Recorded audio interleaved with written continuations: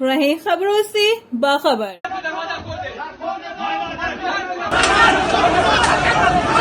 इस वक्त के लिए हम निकलेंगे।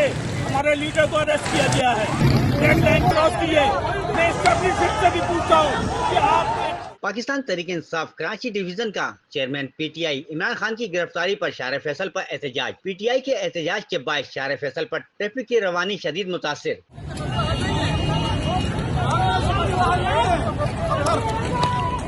शार फैसल पर एहतजाज में पाकिस्तान तहरीक इंसाफ के मेंबर सूबाई असम्बली और रहनुमा और कारकुनान ने बड़ी तादाद में शिरकत की।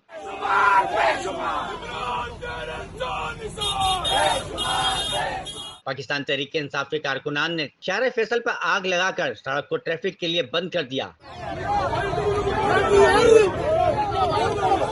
पुलिस की जानिब से कारकुनान और रहनुमाओं को मुंतशिर करने के लिए आंसू गैस भी चलाए गए।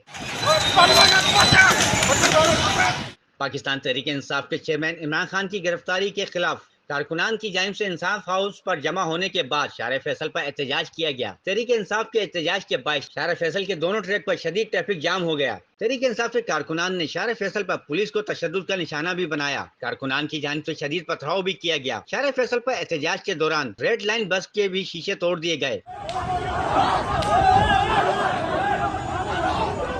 शार फैसल पर रेंजर्स की चौकी को भी मुंतशिर नौजवानों ने नजर आतिश कर दिया।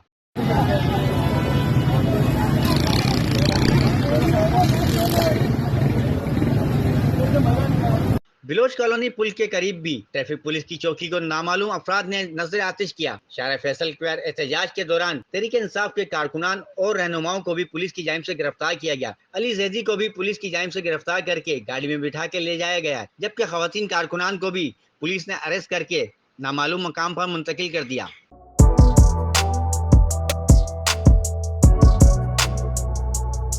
इस पर लाइक और सब्सक्राइब तो बनता है। Thank you.